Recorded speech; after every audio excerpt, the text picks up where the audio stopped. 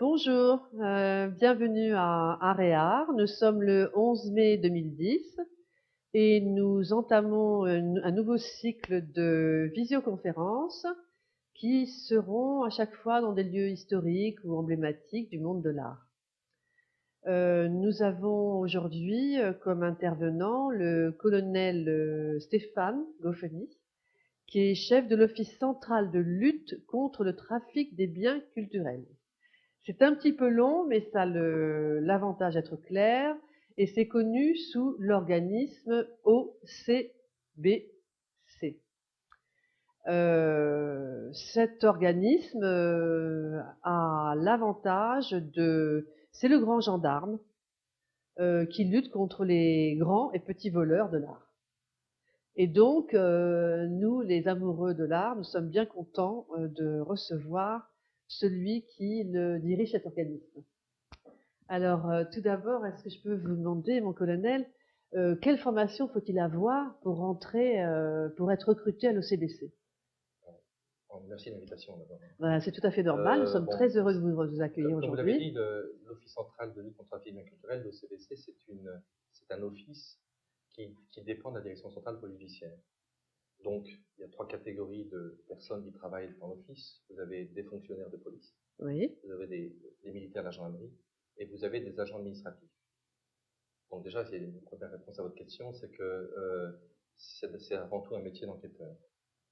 Alors, avec cette caractéristique très particulière, puisque c'est le seul office de la maison de direction centrale police judiciaire, qui est la laitière des brigades du Tigre, qui est située à Nanterre, qui est confiée à un officier de gendarmerie. Alors pourquoi un officier de gendarmerie? Simplement parce que 85% du contentieux sur le territoire, constaté sur le territoire national, se passe en secteur, en termes de responsabilité de sécurité publique, gendarmerie. Donc c'est, si vous voulez, par rapport aux évolutions actuelles des deux institutions, c'est une sorte de laboratoire, un petit peu en avance sur son temps, avec une grande mixité, police, oui, gendarmerie. oui. Est-ce que c'est un peu compliqué, peut-être, cette Alors, mixité? avant tout, nous avons des enquêteurs. Et il se trouve que ce sont des enquêteurs qui se sont naturellement, ou par leur formation, ou par leur vie professionnelle, orientés vers les enquêtes qui touchent au trafic des biens culturels. Mais c'est avant tout un métier d'enquêteur. Et puis vous en avez certains qui ont développé, soit dans le cadre de la formation continue, il y a quelque temps c'était des divisions de cours à l'école de Lille, d'autres, maintenant c'est plus récent, c'est plutôt l'IESA, dans le cadre de formation continue ou dans leur formation initiale, qui ont pour certains, pas pour tous, une formation, une information, une formation en matière d'histoire de l'art. Puis nous devenons au fil des affaires, pas spécialistes, mais on s'intéresse là avec quelques focales en fonction des dossiers, à tel et tel auteur, de telle pratique, Puisque le champ est très vaste. Mais ce sont avant tout des enquêteurs. Donc à l'exception des agents administratifs qui auront la charge, la responsabilité de la base de données des objets volés TREMA, base nationale française, eh bien, à l'exception de ces agents administratifs, ce sont avant tout des gens du métier d'enquêteur qui servent dans cet office, parce que c'est quand même un organisme de police avec des missions de prévention et de répression. D'accord.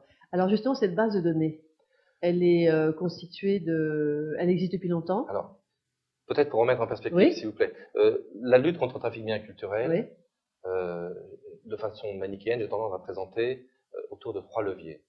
Le premier levier, et c'était la manière d'introduire l'OCBC, c'est l'existence, et ce n'est pas le cas dans tous les pays, je dirais, d'une architecture à la fois, je dirais, policière, gendarmerie, mais enfin, d'enquêteurs, qui soit centralisée, qui permettent une coopération nationale avec une remontée de tous les faits ayant trait au trafic des biens culturels ou contrefaçon artistique, et je dirais que ce soit un point unique d'entrée, à la fois pour le volet international par la coopération internationale, c'est le Bureau central national d'objets volés pour l'association d'Interpol, ce sont tous les pays signataires qui participent en termes de coopération policière internationale, et c'est aussi le point d'autorité centrale dans le cadre de l'application des directives pour, au sein de l'Union européenne, obtenir restitution des objets volés. C'est une procédure assez longue, assez coûteuse, qui n'est pas mis en, je dirais, en œuvre assez souvent. Enfin, vous comprenez que cette architecture nationale, avec ce qu'on a mis en place, des référents dans les services régionaux de police judiciaire, les sections de recherche gendarmerie, c'est ce qui nous permet, pour être complet dans le dispositif, avec au niveau parisien, l'apport d'enquêteurs de la brigade de répression du banditisme de la préfecture de police Paris, qui couvre le Grand Paris, et une unité spécialisée qui est située à Rosny-sous-Bois, des gendarmes, qui s'occupent aussi des objets d'art et qui concourent à l'alimentation de la base Tréma, auquel vous faisiez allusion. Donc le premier levier, c'est indispensable, c'est qu'il y ait une coordination, on va résumer, policière, de manière à traiter l'ensemble du contentieux avec des enquêteurs spécialisés, qui coordonnent aussi le travail des enquêteurs non spécialisés. Deuxième volet, c'est de disposer, travailler sur, je dirais, l'arsenal juridique dont on peut disposer. Et là, c'est vrai que la France, ce n'est pas le cas de tous les pays, c'est pas le cas de l'Allemagne, c'est pas le cas de la Belgique, a la chance de bénéficier de l'infraction de recel. Pourquoi la chance? Simplement parce que l'infraction de recel, vous le savez, cela signifie que c'est une infraction qui est à la fois continue et autonome. Continue, ça signifie que les enquêteurs ont tout leur temps travaillé à la recherche des objets volés, c'est-à-dire que tant qu'ils auront affaire à un détenteur de mauvaise foi, la prescription de 3 ans ne court pas. Ça veut dire qu'on a des exemples récents où on peut récupérer des objets volés sur des vols très anciens, 10, 15, 20 ans après, et non seulement les récupérer, mais aller rechercher la responsabilité pénale des propriétaires dès l'instant qu'ils ne sont pas de bonne foi. Et la législation française, pour résumer, la jurisprudence est très restrictive pour les marchands d'art. Tout à fait. Hein, puisqu'on a la garantie trentenaire, voilà. Oui, c'est-à-dire 30 ans. Au pénal, le marchand d'art, j'y reviendrai, enfin le marchand d'art ou le propriétaire, mais enfin, ou le professionnel de l'art a des obligations à satisfaire qui sont assez précises et qui, notamment le suivi remplir un registre de biens mobiliers d'occasion, ce qu'on appelle le registre de police, ce qui est basique mais très fondamental pour la lutte contre le trafic des biens culturels. Et de ce fait, si d'une manière ou d'une autre il n'a pas satisfait à ses obligations, sa responsabilité sera supposée et il sera considéré comme un receleur. Donc ça, c'est quand même très important, c'est le premier point, un délit continu, qui est en outre autonome par rapport à l'infraction initiale. Qui dit recel suppose qu'il y ait une infraction à l'origine, un vol, une escroquerie, peu importe. Mais on peut très bien travailler sur le recel, même si les auteurs sont inconnus. Il y en a de nombreux exemples. Les auteurs du vol, par exemple, sont inconnus, ou s'ils sont morts, peu importe. Ou même si l'infraction initiale est prescrite. Le vol, c'est 3 ans, ça va très vite. Donc, ça fait, je dirais, c'était pour moi un point central qu'on essaie d'exporter à l'étranger. C'est ce qui nous permet d'avoir une action, non seulement pour lutter contre les trafics, mais aussi à caresser l'espoir de récupérer des biens volés. Parce que comprenez que pour nos collègues qui ont 5 ans, par exemple, pour restituer, 5 ans, ça peut être très court. Oui, et l'objet peut rester très longtemps avant de réapparaître dans le marché licite. Alors, en matière de... bon, je résume, mais en matière de l'arsenal législatif, c'est en plus, je dirais, a été complété récemment par la loi du 15 juillet 2008, dite loi sur les archives, qui avait été mise en place à l'initiative de l'ancien ministre de la Culture, qui confère à la qualité d'objet d'art protégé la circonstance aggravante par rapport aux infractions, qu'elles soient du vol ou du recel. Ça veut dire que, très concrètement, dans le droit français, voler un objet d'art protégé au sens où il est inscrit ou protégé par le Code du patrimoine, voilà, à l'inventaire, ça ne signifie pas du tout la même chose que si vous volez un bien quelconque, une voiture, je sais pas, un coffre, peu importe. Donc c'est quand même reconnaître dans le droit français la spécificité du bien culturel, évidemment au sens de protection du patrimoine, pas au sens de protection d'un bien privé. Alors ça couvre aussi des biens privés qui seraient protégés parce que protégés par le Code du patrimoine. Donc déjà un dispositif législatif qu'on peut sûrement faire évoluer au niveau international, on pourrait parler, mais qui est déjà relativement complet et efficient au niveau national. Et le troisième grand levier, pour moi c'est aussi important, c'est tout ce qui relève de la traçabilité. Et là, c'est à la fois la traçabilité du commerce licite. Pourquoi c'est important? Simplement parce que il n'y a pas de vol sans receleur et il n'y a pas de recel ou de profit sans, à un moment ou à un autre, sauf exception, mais la plupart du temps, à ce que l'objet soit revendu dans le marché licite. Donc ça suppose que cette traçabilité, ce contrôle entre guillemets du commerce légal est très important. Et il vient s'adosser à la traçabilité qui est organisée, je vous y ai fait référence, par je dirais l'existence d'un registre de police qui va nous permettre de remonter, à partir peut-être d'acquéreurs de bonne foi, remonter la chaîne de vente, qui peut être très rapide en termes de trafic, pour remonter jusqu'au premier détenteur, qui sera le plus du temps un reseller. Donc ça nous permet, c'est un outil, c'est à la fois un outil de contrôle, mais c'est aussi un outil d'enquête pour la phase pédale, puis c'est un outil dissuasif pour l'ensemble de la chaîne, je dirais, pour le commerce, parce qu'on sait qu'on est toujours, il y a toujours l'épée de Damoclès du contrôle à toutes les phases de la vie de l'objet, immédiatement après le vol, ou bien plus loin lorsque le vol réapparaît, et même si on n'arrive pas pour des raisons qui tiennent à l'importance du commerce, à la première réparation de l'objet, on aura peut-être la chance à la deuxième vente, à la troisième vente, à ce que l'objet il soit reconnu comme objet volé et qu'on puisse initier une enquête. Donc ça, c'est très important. Voilà, ça c'est ce qui régit la traçabilité du commerce. Et évidemment, il faut se focaliser sur les objets volés. Donc là, c'est tout ce qui relève de la traçabilité des objets volés. Alors en France, on dispose, l'office, il est de création en 1975. Ça veut dire que notre base documentaire, elle est réellement efficiente depuis 1975. On a encore eu un dossier récemment où on a récupéré, grâce aux Italiens ou à nos collègues carabiniers italiens, enfin on a identifié un San François d'Assise qui avait été volé au musée de Nice de biologie d'à Nice en 1973. Bon, là, il se trouve que les Italiens, c'est quand même intéressant, avaient dans leur base de données, et nous, on ne l'avait pas encore. Donc, c'est eux qui nous disent, vous avez un objet volé, et il est chez nous. Voilà. Mais depuis 75, base documentaire. Depuis 95, création d'une base informatique des objets volés, qu'on appelait TREMA, un comité Thésaurus de recherche et d'identification des objets volés.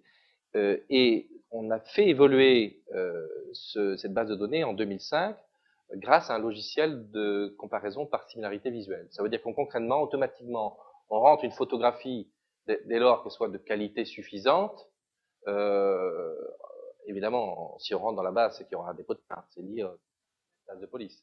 Mais on rentre cette photographie et après, toutes les photographies seront interrogées soit à partir de contrôles effectués par les forces de l'ordre, soit à partir d'interrogations de la part de marchands, ça arrive assez régulièrement, que des caprices, que des commissaires-priseurs nous appellent pour dire là on a un doute sur tel objet, est-ce que vous pouvez vérifier, voilà. Soit à partir des victimes elles-mêmes, ça arrive aussi parce qu'ils veillent leur objet et puis ils le retrouvent avant nous. Soit encore, nous recevons tous les catalogues des principales salles de vente de Paris et en province, et des différents professionnels, et la plupart des catalogues. Et ces catalogues, on les exploite, on extrait les images, on les rentre dans la base. Ça veut dire que c'est une base vivante qu'on interroge régulièrement. On est aidé en ça d'ailleurs par le groupement d'intérêt économique Argos, qui réunit la plupart des assureurs en France, qui dispose de sa propre base de données à partir des plaintes déposées aux assurances, une base FIBAR, qui est gérée à peu près sur le même principe. Et donc avec Argos, vous avez des accords? Alors oui, simplement ils travaillent à notre profil et quand ils ont un doute, ils nous appellent aussitôt. Voilà. Et on essaie d'ailleurs de donner, ça va se faire prochainement, un accès direct à la base de données d'objets d'art pour qu'ils travaillent aussi à notre profil. Voilà. Alors vous avez la base nationale qui est donc une des plus performantes techniquement, qui regroupe déjà 82 000 objets, 35 000 affaires. Donc, vous voyez, elle est très riche. Maintenant, la question, c'est d'interroger. Hein. À un moment donné, la base est très importante, la mémoire humaine ne suffit pas. Et elle est en relation, et elle alimente, d'ailleurs de plus en plus fréquemment, la base de données Interpol. Il y a sa propre base de données objets, 35 000 objets actuellement, qui est une base commune aux 183 pays signataires d'Interpol. Certains pays ayant leur base de données avaient une politique relativement restrictive d'alimentation. La base, on ne donnait dans la base Interpol, d'où le chiffre relativement modeste, que les objets qui avaient une valeur culturelle, historique ou policière, parce qu'un objet nous intéressait parce qu'il était très, très bien identifié, ou voire une valeur marchande, ça peut arriver, mot grossier, mais ça peut arriver aussi, importante, qui légitimait de le mettre dans une base de données internationale, où l'enquête faisait en sorte qu'on pensait que ce type d'objet partirait très rapidement à l'étranger. Voilà. Et d'autres pays qui ne disposent pas de base nationale se servent de la base d'Interpol comme une base nationale. Donc, ils y mettent tout, quasiment. Voilà. Donc, c'est un peu l'auberge espagnole où chacun y met. Enfin, c'est une base de qualité qui a à peu près de conception similaire à la base française et qui a le bénéfice d'avoir été ouvert aux institutionnels et aux marchands par le biais d'Internet l'été dernier. C'est-à-dire que c'est une base ouverte. pas la partie objet, pas la partie affaire. Il faut être abonné, Alors, comment dire, c'est très simple. Vous tapez Interpol, vous allez sur leur rubrique objet d'art. Oui, Interpol, oui. Voilà, et vous allez vous inscrire et vous aurez accès. Alors la base Tréma, c'est encore actuellement, c'est un fichier où on n'a pas encore séparé le fichier objet de la fichier affaires, ce qui fait qu'il est consultable par notre intermédiaire. Ou par l'intermédiaire de tout service de police et gendarmerie, que une personne peut contacter. Je voudrais que, ils savent, ils nous contactent, et on fait, vous avez compris, de façon très rapide, on peut faire la vérification. Mon groupe documentaire fait la vérification. Alors, c'est bien, ce n'est pas suffisant. Les évolutions prévues là-bas, c'est d'abord de le faire migrer sur un réseau interministériel. Je suis un peu concret, mais pour que toutes les institutions, ministère de la Culture, qui sont nos principaux partenaires, les douanes évidemment en termes de régulation à l'exportation, les contrôles de la mise en exécution des certificats dans l'Union européenne ou des licences d'exportation pour les pays tiers. Oui, ça fait des ministères différents. Oui, c'est déjà deux ministères. Et puis évidemment les gendarmes qui sont nos partenaires et qui participent de façon très importante à l'alimentation de la base. Pour l'instant, ils ont un accès direct, mais qui n'est pas de bonne qualité. Il faudrait qu'il y ait un accès beaucoup plus important. Et on va, dans le deuxième temps, faire en sorte que notre arborescence qu'on en a formé, avec lequel on entretient des relations sur le territoire, donc dans les services régionaux spécialisés, on a toujours un ou deux enquêteurs qui ont été sensibilisés, un peu formés à la matière pour avoir les bons réflexes.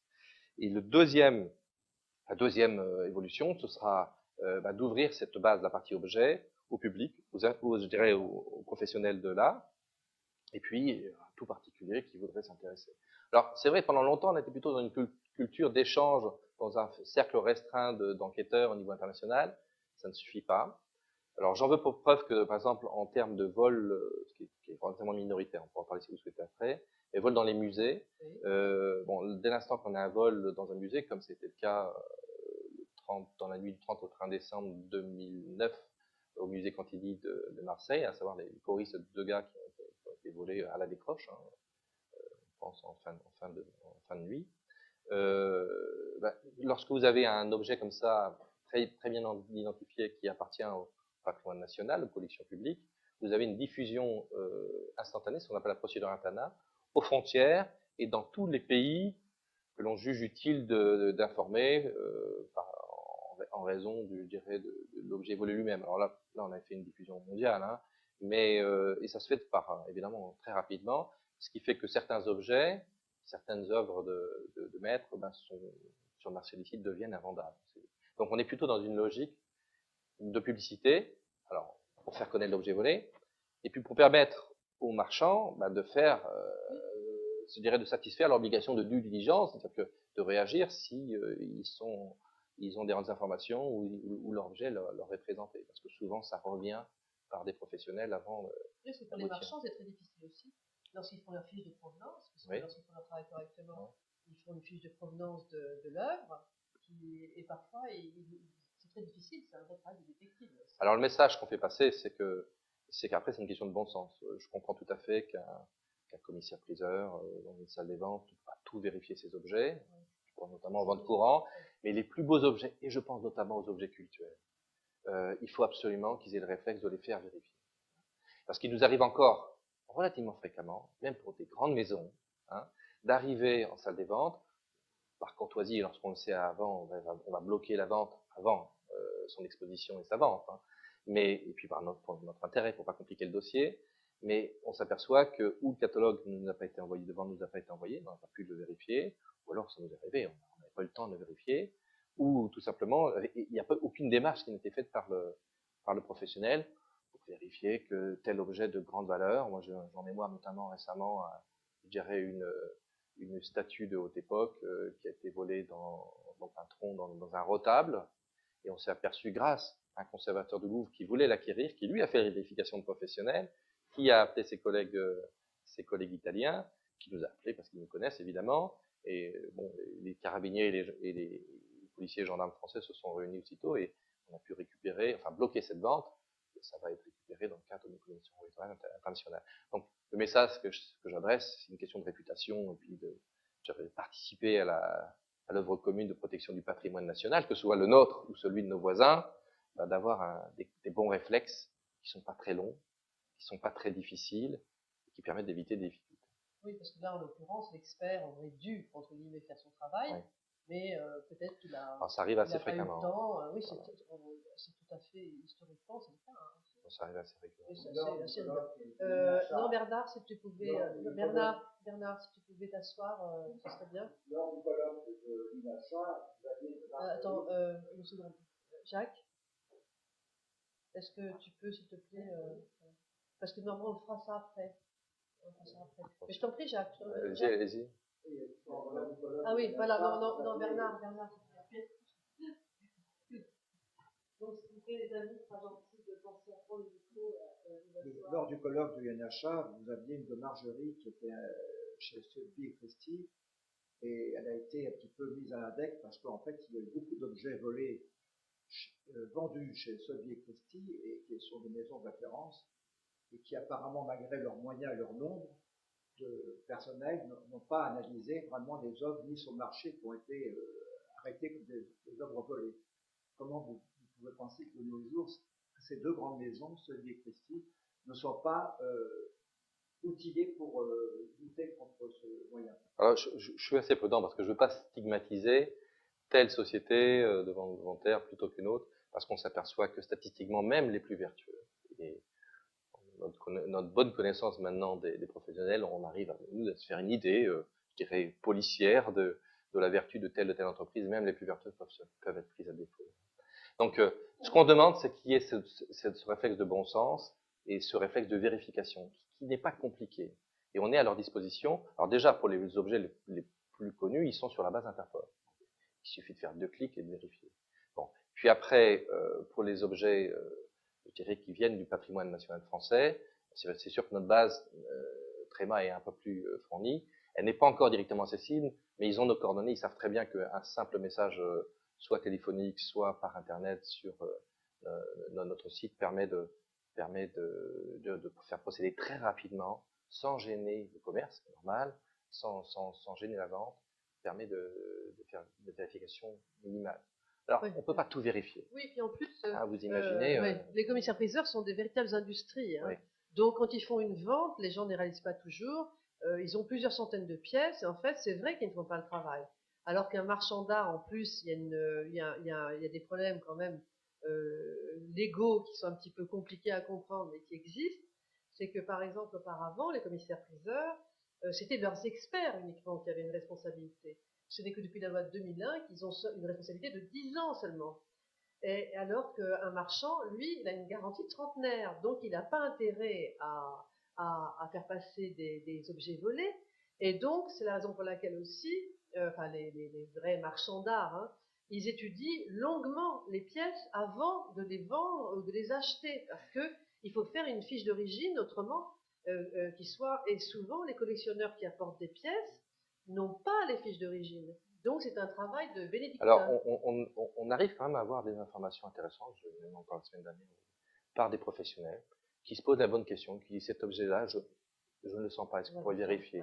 Voilà. Et souvent, ils ont raison. C'est-à-dire que soit c'est les circonstances de la vente, parce que, suivant. Après, vous avez des questions de bon sens qui seront prises en compte par le magistrat, si on est confronté à un objet volé. C'est-à-dire que la jurisprudence, je vous ai dit, n'est pas favorable aux professionnels de l'art. Si des achats ont été faits à vil prix, si les conditions de vente en liquide, par exemple, par une personne qui visiblement n'est pas du métier,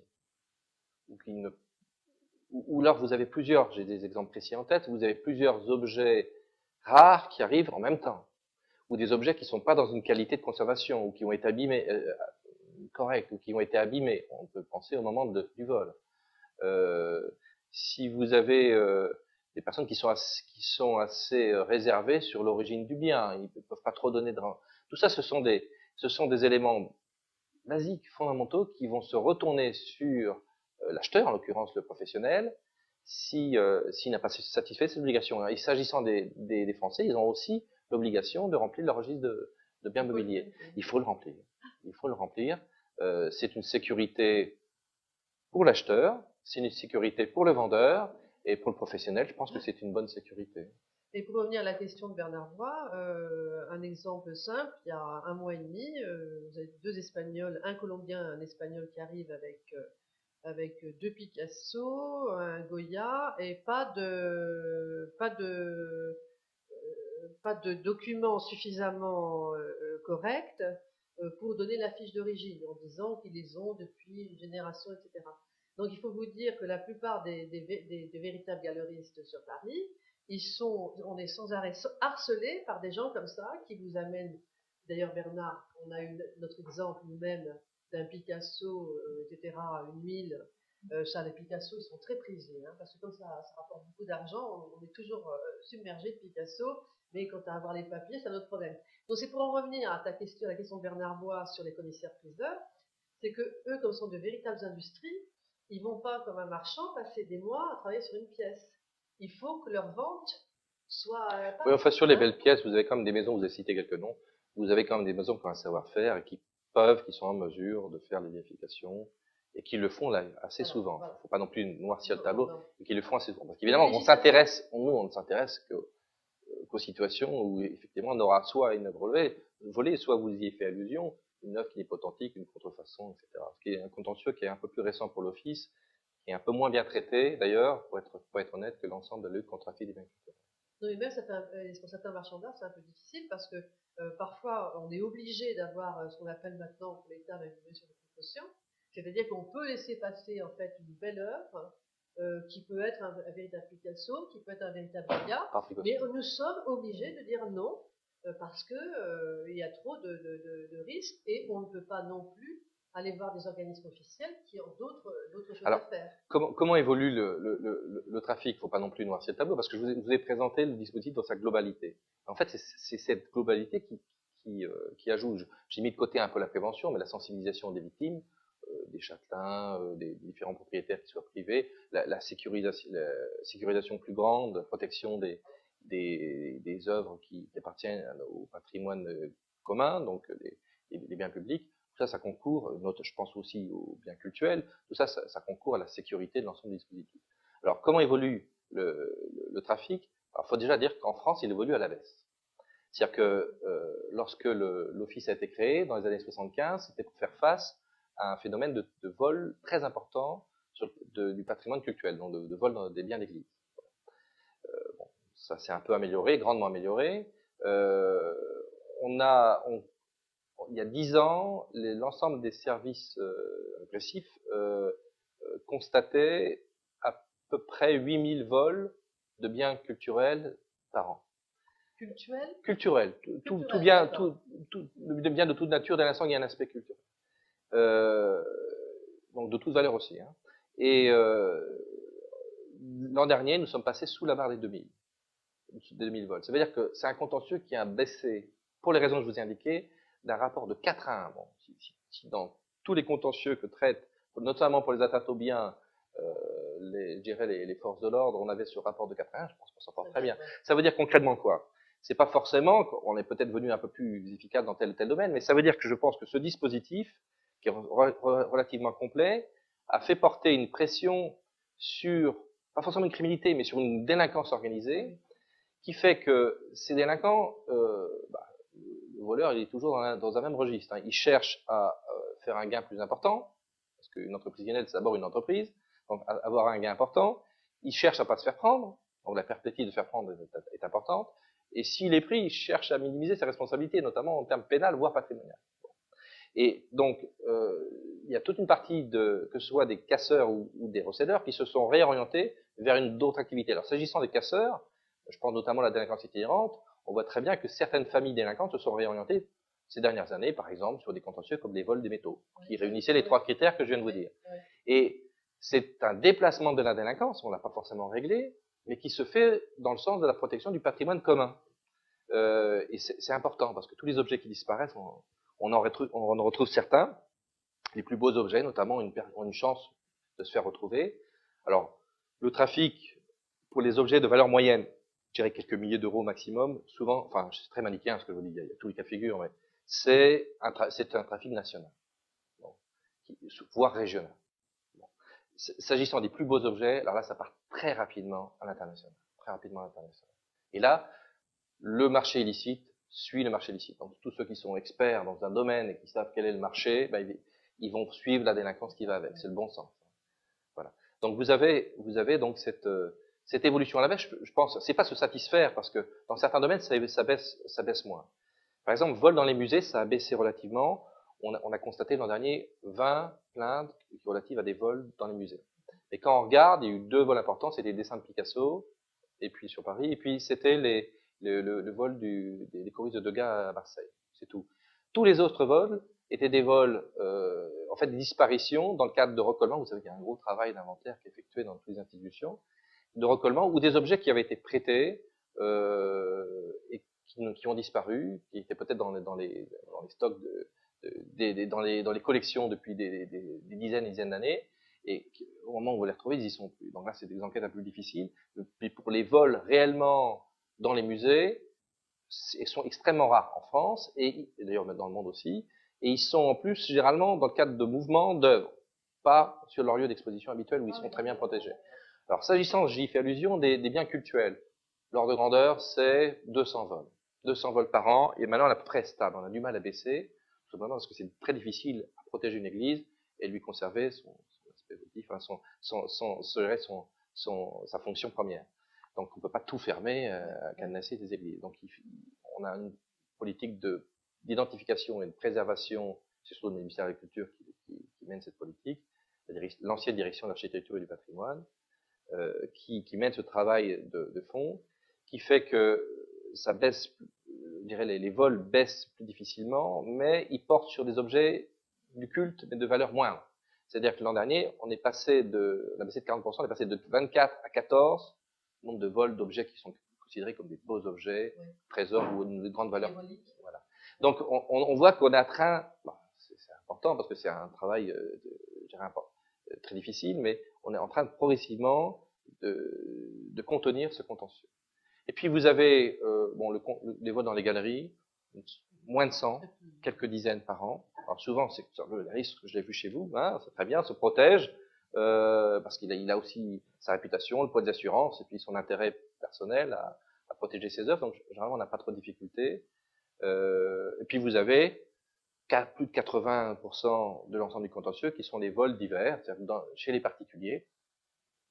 Et c'est je dirais, ce contentieux de masse qui a vraiment baissé dans les rapports que je vous ai indiqués de 4 ans. Voilà. Voilà, donc ça diminue.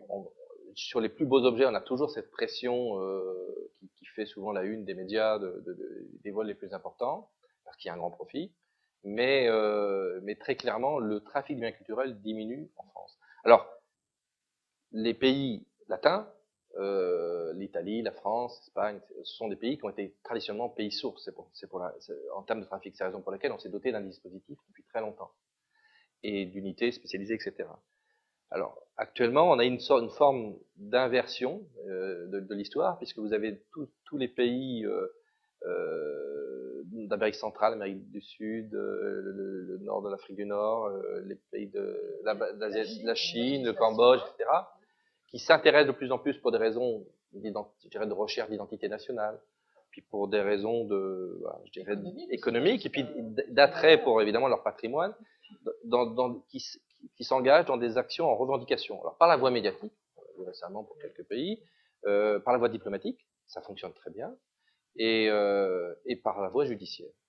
Donc actuellement, l'Office a été saisi depuis 1 an de quelques dossiers, de plus en plus, qui passent par la voie de demande d'entraide pénale internationale, donc par le parquet de Paris, le bureau qui est consacré, et qui saisit l'Office central des biens culturels de demandes en saisie et restitution de biens qui relèvent du patrimoine national de ces pays, sur le fondement d'une loi nationale ancienne, par exemple le Mexique, c'est la loi 1827, sur le fondement de la Convention de l'UNESCO, qui s'impose aux États, mais enfin, qui est en termes très généraux, et sur le fondement d'une identification formelle des objets comme appartenant au patrimoine, par un institut, par un expert, etc.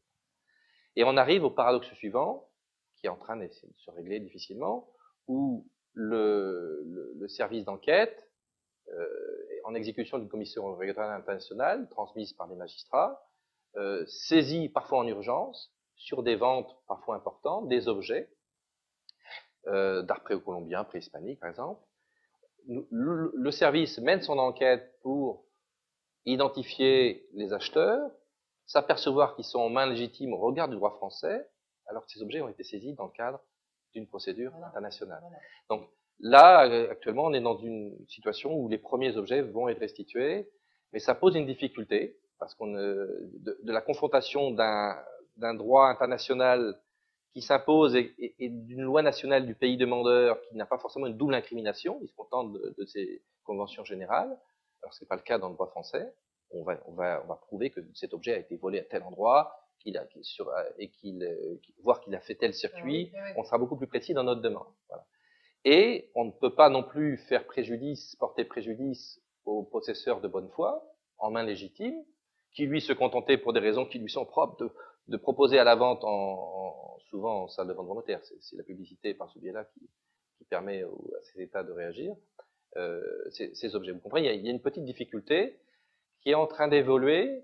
La caractéristique principale du dispositif étant que si la France a signé, évidemment, signataire de la Convention de l'UNESCO, elle est signataire de la Convention, donc qui s'impose État, voilà, 1970, elle est signataire de la Convention du droit, mais n'a pas ratifié cette convention. Voilà. Pourquoi? Parce que, j'ai pas jugé l'opportunité, cette convention inverse la charge de la preuve, et ce serait au propriétaire en main même privée de prouver l'origine non frauduleux de son bien. Ça, c'est pas conforme au droit français.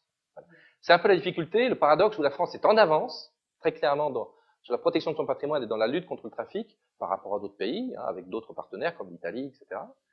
Sa culture est très clairement à la protection du patrimoine, ce qui n'est pas forcément le cas des pays du nord de l'Europe, par exemple, où il y a une culture plus marchande.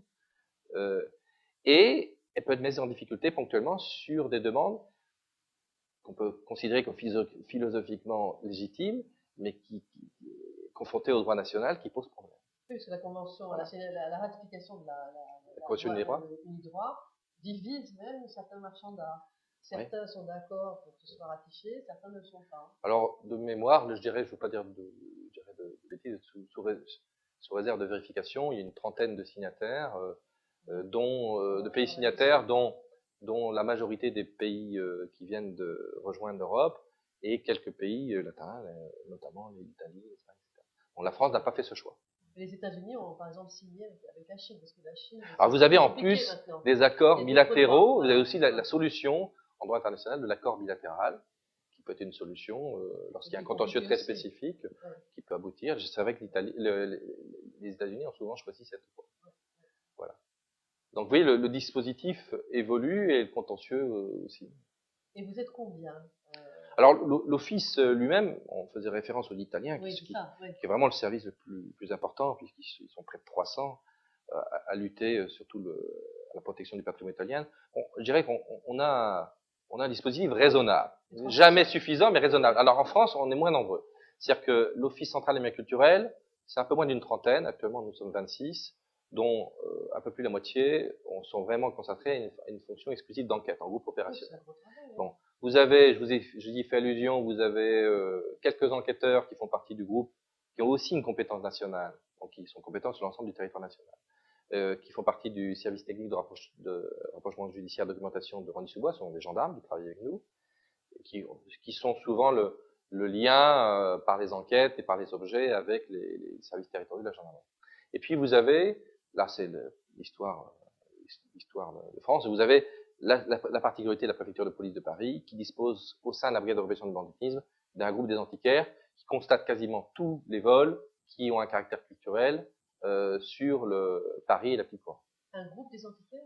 Bon, il l'appelle le groupe des antiquaires. Alors, il n'est pas forcément. C'est parce que c'est pas que les antiquaires soient ciblés. C'est simplement qu'ils travaillaient avec les antiquaires. C'est un métier, voilà. Oui, voilà. Bon, je ne pense pas que la terminologie a évolué, mais enfin, ce qui est important, c'est de savoir qu'il y a quelques spécialistes qui ont leurs compétences au niveau parisien. Donc, vous regardez, vous ajoutez dans les services régionaux de gendarmerie, les sections de recherche gendarmerie, les services régionaux de police judiciaire sur toute la France, vous avez peut-être une trentaine de spécialistes ou d'enquêteurs qui sont plus généralistes, mais qui ne font que de la police judiciaire et qui sont capables d'avoir une lecture du contentieux, qui connaissent un petit peu le cadre légal et qui ont l'habitude de diligenter des enquêtes et qui sont en relation avec nous. Donc si, en gros, vous avez une soixantaine de personnes, d'enquêteurs qui sont intéressés à temps plein ou je dirais à temps partiel à la lutte contre le trafic de biens culturels. Et qui sont quand même assez formés, d'après ce que vous disiez, parce que est-ce bien le cas en Italie? Oui, parce que ils ont très clairement, j'en parlais avec des collègues italiens. Premièrement, l'enseignement de l'histoire de l'art se fait très tôt dans le cycle scolaire, ce qui n'est pas forcément le cas. Enfin, ça n'a pas été ma chance, en tout cas personnellement. Je sais pas comment dans nos générations, mais voilà, c'est pas, il n'y a pas cette sensibilité qui est inscrite depuis là. On pourrait le retrouver, mais puis et deuxièmement, le service homologue, le service homologue, enfin, des carabiniers est rattaché au ministère de la Culture. Alors nous, c'est évidemment, nous avons des liens très forts avec deux sous-directions. Là, je vous donne l'ancienne appellation, puisque ça s'est réorganisé maintenant, comme tous les services, dans le cadre de la réforme des politiques publiques. Le ministère de la Culture s'est réformé au sein d'une direction du patrimoine. Enfin, vous aviez identifié, pour ceux qui ont l'habitude, la direction des musées de France, et vous avez la direction de l'architecture du patrimoine. Ce sont vraiment nos deux partenaires habituels. L'ancienne direction de l'architecture du patrimoine, simplement parce qu'ils ont une focale quand même sur les biens cultuels, et la direction des musées de France, parce que, indépendamment de la protection des biens publics, ils ont aussi cette mission d'organiser la délivrance, c'est très normé par une commission, mais des certificats d'exportation ou des licences d'exportation pour les biens culturels. Alors, le dispositif français est intéressant d'ailleurs en termes d'exportation, puisque c'est maîtrisé, contrôlé, mais quand on regarde statistiquement, il y a presque 95% des objets qui partent. Donc ça veut dire qu'on sait ce qui part et on se réserve le droit de le préempter pour l'État. Le principe est assez simple, il ne fait pas obstacle à la liberté de commerce, et il permet d'avoir une bonne vue des destinations et comment évolue je dirais, chemine les objets d'art du patrimoine français. Je pense que c'est intéressant, certains pays peuvent s'en inspirer. Alors à l'importation, c'est un peu le paradoxe, quasiment aucun pays ne contrôle son importation. L'exception, c'est lorsqu'on s'appuie sur une convention internationale. C'est le cas pour les biens irakiens, qui ont pu disparaître dans le cadre du conflit, où là, on dispose d'un cadre légal qui fait que les douaniers sont à même de contrôler à l'importation des objets culturels irakiens. Mais c'est l'exception, la plupart du temps.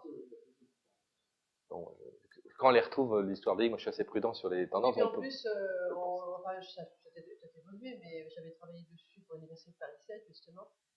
On avait quand même constaté que quand il s'agissait de vol, on avait parlé beaucoup de pillage, mais en fait, il y avait beaucoup de vols internes aussi.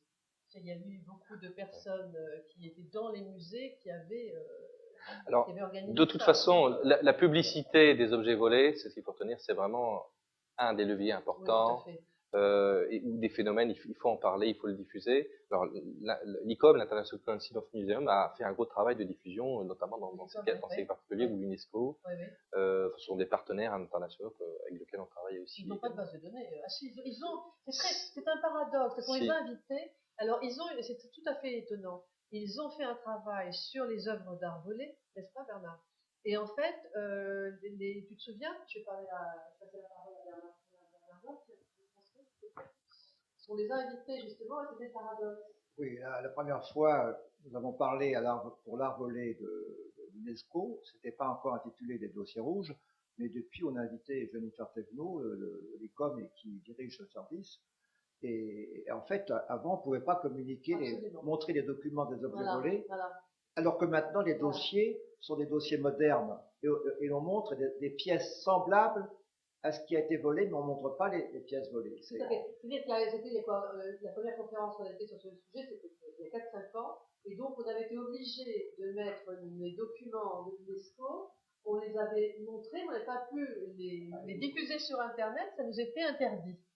C'est le paradoxe. La logique, ça va quand même dans le sens, tous les institutions qui ont pour la protection du patrimoine national vont dans le sens d'une diffusion la plus large possible. On n'a pas compris cette anomalie. Tout le monde a abusé maintenant avec Internet, Schengen, mais il est assez certain que je connais une église près de Loche, à Montreuil-Nord, où il y a un très beau fronton là-dessus, l'église n'est pas fermée, elle est ouverte au grand public, le tableau n'est pas protégé. Donc je me dis, si jamais ce tableau est volé, c'était au centre Pompidou, aussitôt on en parle. Tandis que là, c'est un peu un lieu confidentiel. Si quelqu'un repère l'objet pour voler, c'est facile. Il y a deux poids, deux mesures, en fait. Enfin, moi, je dirais les principes sont simples. C'est-à-dire que les inconvénients qui pourraient vous voyez, dans une large diffusion, c'est quoi?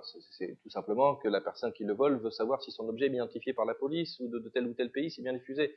Ça s'efface devant les perspectives et les règles de probabilité qui font que tel objet va plus facilement être identifié comme étant d'origine frauduleuse s'il est largement diffusé et principalement par, je dirais au niveau international, avec dans le monde évidemment des spécialistes, je dirais le monde des professionnels de l'art.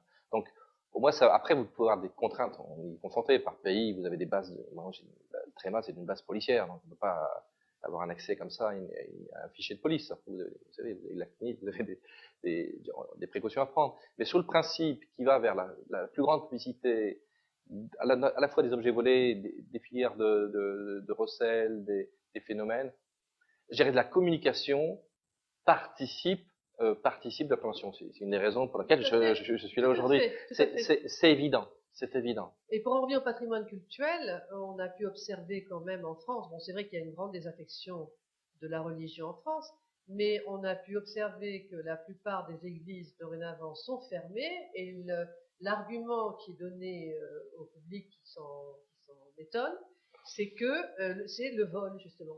Le vol des objets précieux au sein des églises.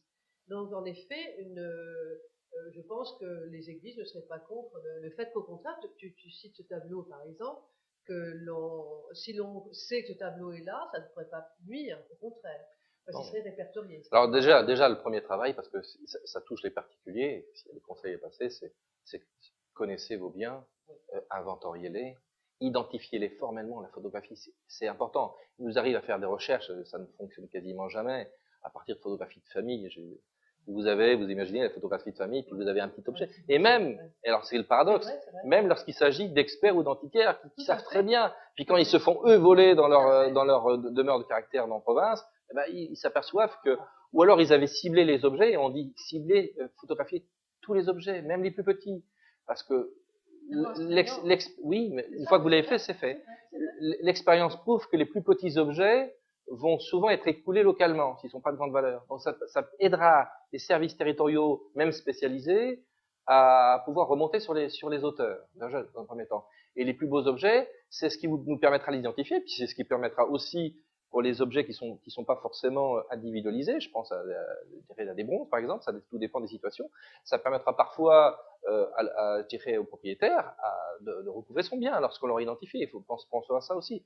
On est encore récemment, je dirais, on a fait un dossier intéressant sur la région de Lyon où, pour faire court, des brocanteurs de père en fils qui vendaient sur le débellagement marchand professionnel, faisaient un commerce que d'objets volés sur 7 départements autour de Lyon, principalement dans des maisons de caractère. On a retrouvé en automne dernier à peu près 300 mètres carrés, ça fait 400 objets, 200 qui sont déjà identifiés. C'est sûr que lorsque, on est bienveillant, mais on essaie de trouver redonner l'objet à son propriétaire, mais ça aide quand même lorsque l'objet est identifié, qu'il n'est pas simplement décrit dans un procès verbal. C'est très important. Et ça permet en plus, on parlait de la diffusion internationale. Donc pour moi c'est le plus important. Et si vous avez des accidents dans l'objet, notez-les, photographiez-les. Si vous avez des caractéristiques particulières, si vous avez un marquage par différents moyens, marquez-les. Tout ce qui relève de la traçabilité des objets va nous aider à récupérer ces objets. Et le temps nous profite, pour les raisons que je vous ai indiquées, parce qu'on a le temps en raison du recel, de la notion de recel, continu du recel, on arrive quand même à pouvoir récupérer des objets anciens. Sur des vols, enfin des objets sur des vols très anciens. Le dernier exemple, c'était les glaives royaux du roi Jérôme, qui avaient été volés au château de Fontainebleau. C'est pas le dernier, mais c'est l'un des plus marquants de l'an dernier, qui avait été volé donc en 95 au château de Fontainebleau, dans le cadre d'un périple 6 vols de châteaux-musées autour de la région parisienne. Donc c'était principalement des gens de voyage qui étaient des auteurs, on les a identifiés, mais on n'a pas pu le prouver, donc la partie là n'a pas bien fonctionné. Par contre, la partie confiée à l'OCBC, qui était le volet identification des filières de recel, qui nous a amené vers la Belgique et la Hollande, nous ont permis d'identifier 3 recelleurs, antiquaires de métier, et d'obtenir, avec une forme de négociation, mais en position de force, avec le dernier d'entre eux, qui était incarcéré dans le cadre d'une demande d'un mandat, à l'époque c'était un mandat d'arrêt international, maintenant ce sera un mandat européen, qui était incarcéré dans le cadre de la procédure française, alors que la personne n'a jamais admis détenir ces glaives, eh bien, elle a finalement compris que pour se présenter au mieux de ses intérêts devant les juridictions françaises, il fallait qu'elle se débrouille pour nous récupérer, nous restituer les objets. Donc on a eu c'est assez particulier, mais on a eu une remise volontaire quasiment à la frontière, à Lille, CPJ de Lille, en présence des avocats belges et hollandais, du receleur, des glaives royaux du roi Jérôme. Donc ça ne fera pas obstacle au procès, simplement la focale sur le Trésor national a fait que tous les acteurs, y compris les magistrats, ont considéré qu'il fallait aider l'État français à retrouver son trésor historique. Et ça n'aurait pas pu se faire sans la notion de recel qui était le socle de tout le dispositif juridique. Vous comprenez?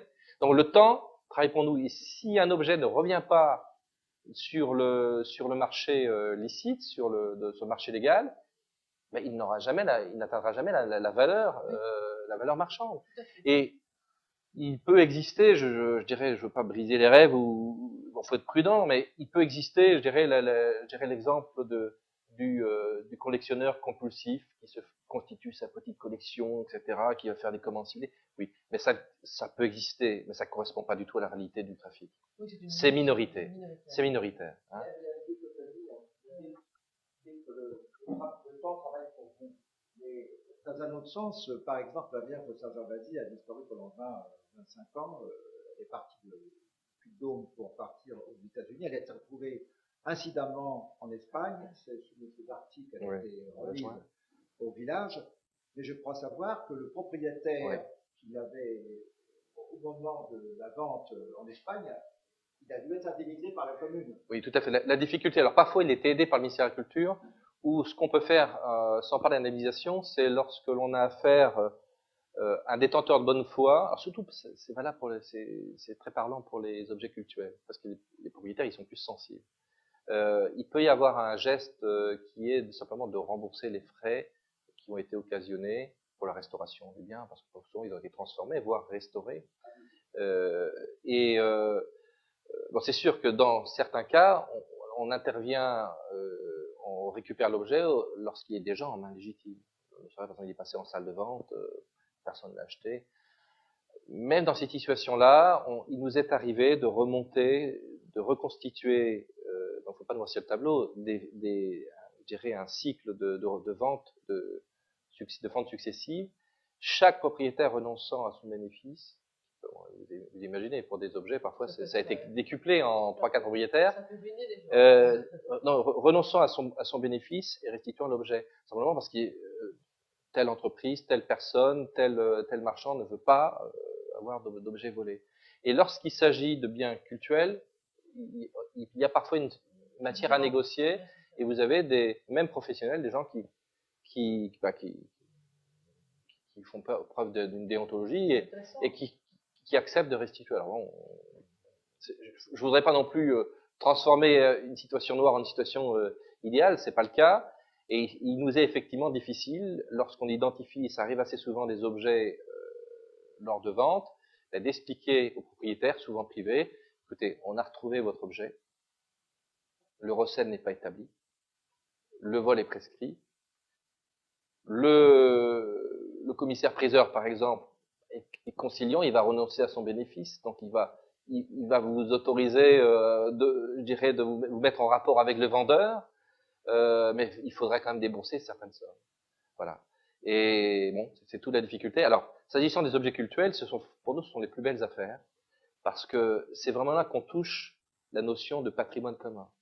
Et pas forcément au niveau national, où effectivement, avec nos correspondants du ministère de la Culture, bon, on sent des gens passionnés qui vont se battre sur des années, qui nous relancent, dire est-ce que vous avez récupéré cet objet, il est là, vous le savez, il faut qu'on l'ait, etc. Donc on a cette opiniâtreté. Mais s'agissant des communes, on a des exemples. Donc s'agissant des communes, lorsque vous allez restituer l'objet, là vous avez tout le village qui est réuni, je me mets en tête. Vous avez toute la communauté qui reprend possession de son bien. Parfois il avait été remplacé d'ailleurs par une copie.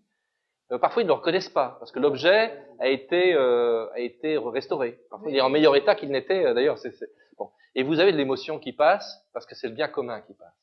Et c'est là je dirais qu'on se nourrit pour nos dossiers d'une certaine opiniâtreté pour ne pas laisser ce genre de dossier errer au fil des dossiers. Et c'est l'intérêt d'un service spécialisé par rapport à des services qui sont, je dirais, qui ont un contentieux beaucoup plus généraliste, même si ce sont des services de police judiciaire, que d'avoir le temps, c'est là que je disais qu'on a le temps pour nous, d'essayer de quand même, sur certains dossiers, de ne pas lâcher et de récupérer le dossier. Vous savez, l'exemple du roi Jérôme, si vous avez fait référence, c'est une façon de lui rendre hommage à l'ancien adjoint de l'OCBC qui est décédé l'an dernier, s'il n'avait pas pendant des années travaillé avec le magistrat hollandais, avec nos collègues hollandais qui ont fait un gros travail, avec le magistrat français et même les avocats du reseller, on les aurait pas récupérés. Donc il faut quand même à un moment donné faire preuve d'obédience et c'est tout l'intérêt, la beauté de ce contentieux. Et différentes sortes de vols. Vous avez le vol passionnel, donc ce voleur de Colmar qui a été volé à son profit, sans pouvoir les revendre et sa mère a détruit. Oui. Alors vous faites allusion à monsieur Stéphane Breyvazer. Bon.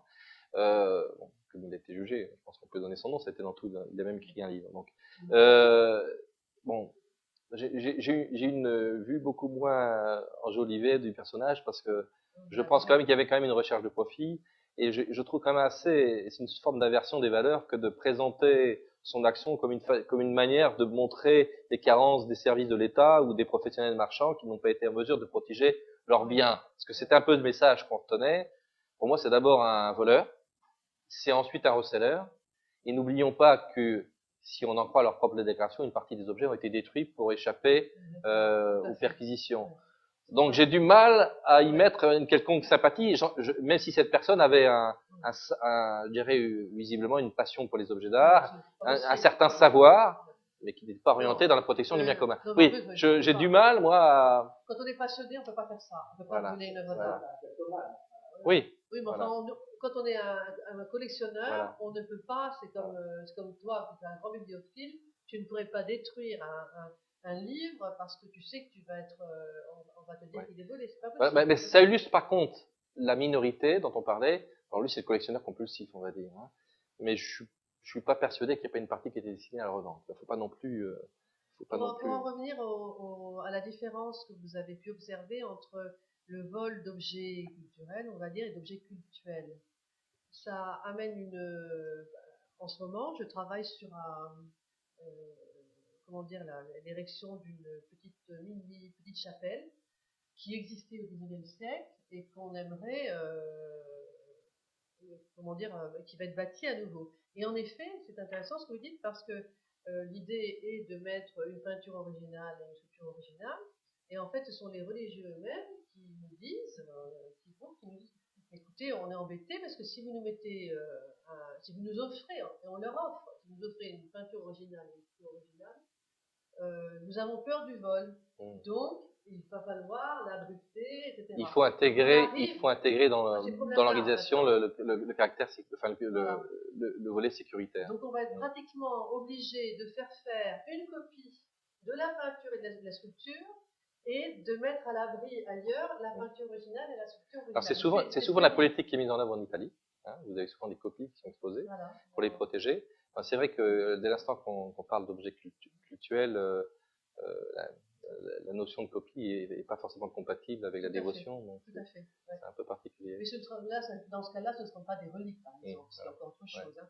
Alors, il faut savoir qu'il existe quand même un marché licite des objets cultuels, ne serait-ce parce que vous avez des congrégations qui disparaissent, vous avez pour leur propre équilibre économique la nécessité pour certaines congrégations de revendre, et vous avez même des propres religieux qui eux-mêmes achètent pour renouveler leurs objets cultuels. Donc vous avez un marché licite. Et puis vous avez une mode, moi je suis assez, ça me surprend toujours, mais dans certains pays, vous avez eu des modes de mélange d'objets cultuels avec des objets de notre nature, et qui sont évidemment détournés de leur... ah oui, aussi, il y a ça aussi. Et vous avez eu des tableaux qui étaient repeints d'ailleurs, en partie, ça s'est vu en Italie, qui étaient transformés à partir de biens d'église, qui étaient transformés. Ça existe. Mais l'an dernier, je sais que dans une église parisienne, il y a eu le vol des reliques de Sainte-Anne. Et j'ai un ami qui spécialise en reliques, on l'a appelé justement pour qu'il leur retrouve des reliques parce qu'ils tenaient à avoir dans cette église des reliques. Pour nous, ce sont objectivement des plus beaux dossiers, parmi les plus beaux dossiers. Il y a une sorte de vol, on parlait tout à l'heure des vols de commun. Vous avez le vol récemment, je crois que vous avez dit avec l'affaire de Drou, il y a eu ce vol par les commissionnaires, enfin ce qu'on appelle les je peux en dire quelques mots simplement de ce qu'on a rapporté la presse. Bon, la problématique de Drou, d'ailleurs j'aime pas dire problématique de Drou parce que c'est réducteur. Notre dossier, la réalité du dossier concerne des commissionnaires, donc de l'hôtel de l'Union des commissionnaires d'hôtel Venturo, les cols rouges.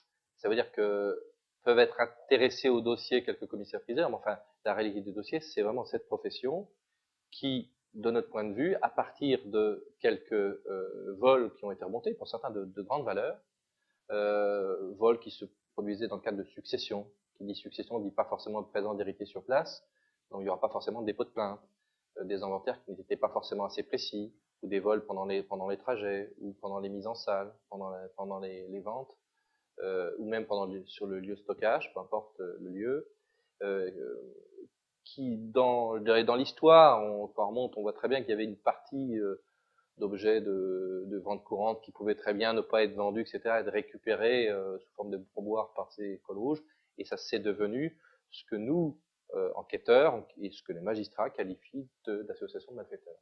Voilà, c'est la réalité du dossier, et je pense que, bon, on verra où va le dossier, mais c'est à partir de quelques vols de montrer que l'ensemble d'une société, en l'occurrence en nom collectif, donc a dysfonctionné, voilà. Enfin, c'est ce que, respectons la présomption d'innocence, c'est ce que nous nous efforçons de démontrer.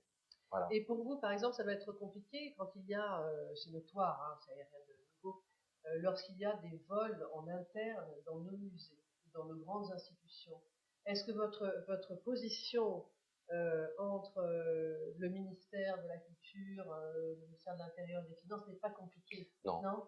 Alors, j'ai quelques dossiers en mémoire. La plupart du temps, soit c'était je dirais des fonctionnaires qui étaient en grande difficulté financière, donc il y avait des problèmes de surendettement, etc. Soit il y a aussi des exemples où il s'agissait plutôt de mesures ou un peu des deux, de mesures pour mettre en difficulté le responsable soit du musée, soit des archives départementales, etc. Soit, c'est vrai qu'on a eu deux exemples récemment, il s'agit de personnes qui, je sais pas, il y a peut-être un moment de fragilité, dans les années qui précèdent le départ à la retraite, confondent leur intérêt personnel et ceux de l'État, leurs biens personnels et les biens de l'État, et qui détournent une partie des objets. Alors la plupart du temps, le point clé, et c'est vraiment valable pour les archives, parce qu'il y a un marché maintenant pour les archives, c'est que le défaut d'un cuirasse, c'est que l'inventaire n'a pas été bien fait. C'est qu'ils avaient certes accès, alors c'est très facile pour les archives, d'écouler des archives. C'est pour ça que d'ailleurs que lorsqu'on en attrape, lorsque l'on confond des auteurs, on a souvent beaucoup d'archives que l'on remonte. Souvent ce sont des affaires avec beaucoup de faits. Parce que on s'en aperçoit bien tardivement lorsqu'il y a eu des excès ou des erreurs de fait, statistiquement. Ou que l'archive en question était tellement importante qu'elle a attiré l'attention d'un professionnel, que ce soit institutionnel ou marchand, hein, sachant que les archives sont protégées, hein, donc, en tout cas les archives nationales. Donc on a ce genre de situation.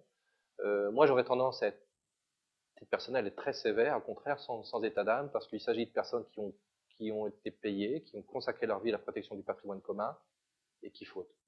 C'est de la même façon que si vous avez un gendarme ou un policier qui faute, il sera très sévèrement sanctionné.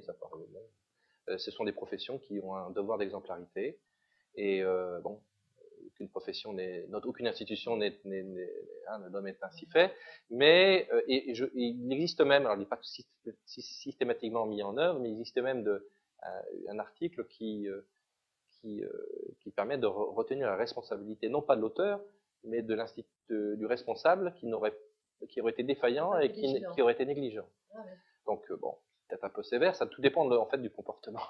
Et la bonne volonté qui est démontrée par l'institutionnel. Est-ce qu'il essaie de faire au mieux, de faciliter l'enquête, ou est-ce qu'il essaie de cacher, de nuire à l'enquête? Après, c'est la décision du magistrat. Mais dire que ce genre de situation n'existe pas, ce serait mentir. Ça existe.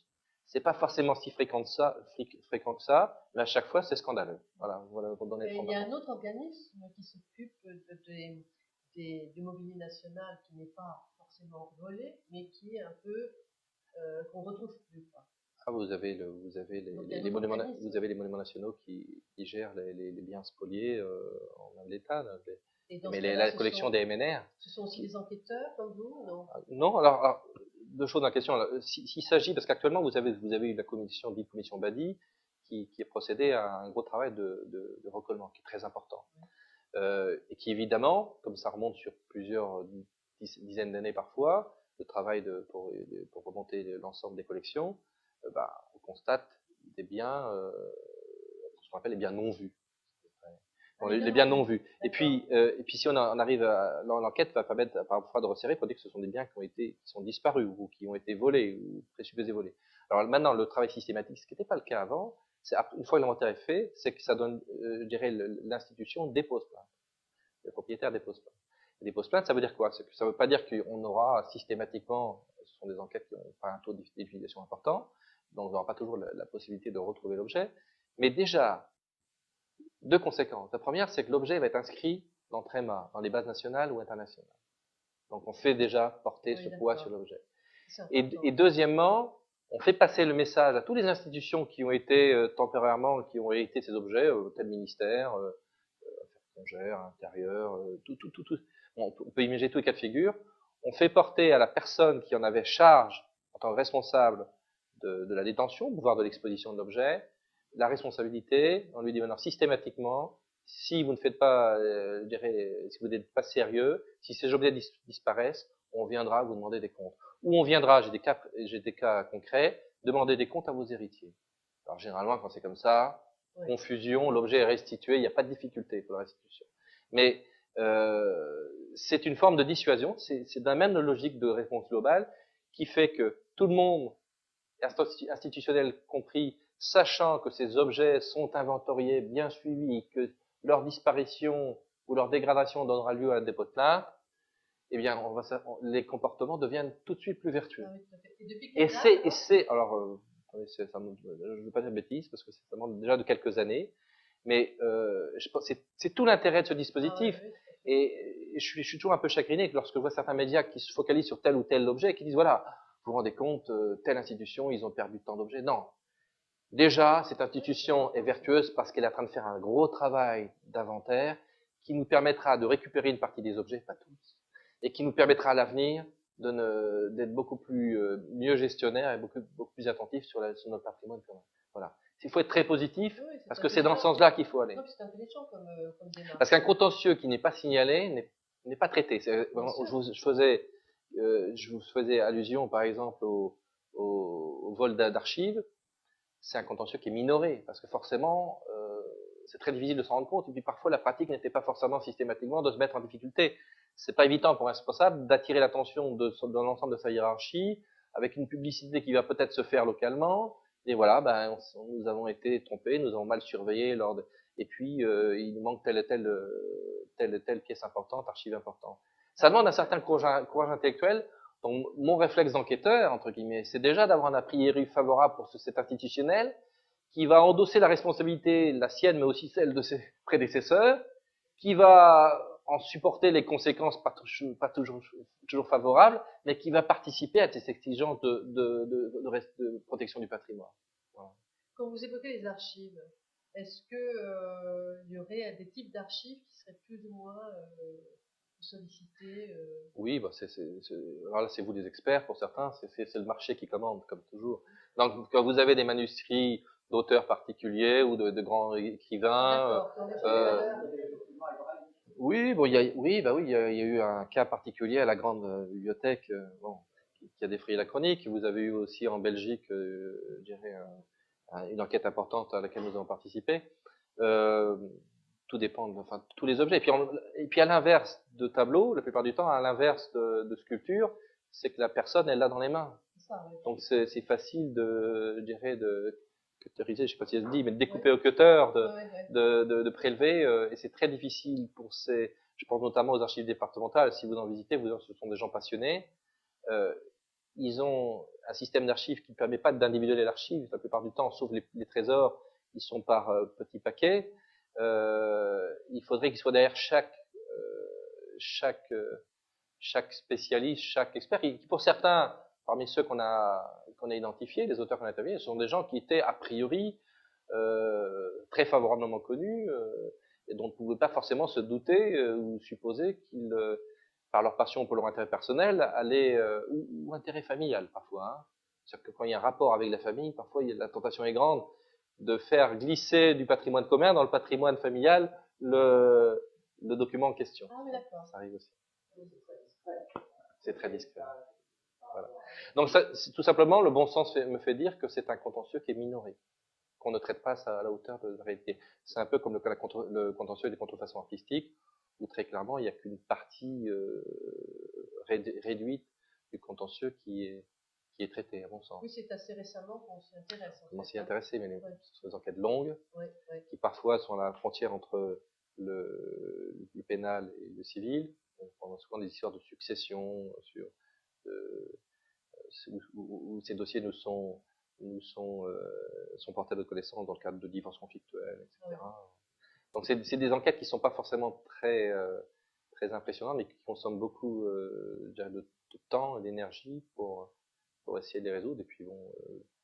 Et juridiquement, est-ce que vous avez eu des cas justement de conflit entre des juridictions différentes selon qu'elles soient nationales, par exemple on parle de la France, ou internationales? On a des cas même avec nos partenaires les plus proches, je pense à l'Italie, tout simplement parce que parfois le bon sens doit l'emporter dès l'instant qu'on veut récupérer l'objet. Là, je vais vous donner un exemple. C'est lorsque la loi nationale protectrice, notamment en termes de patrimoine, vient faire obstacle à la loi nationale de l'autre pays.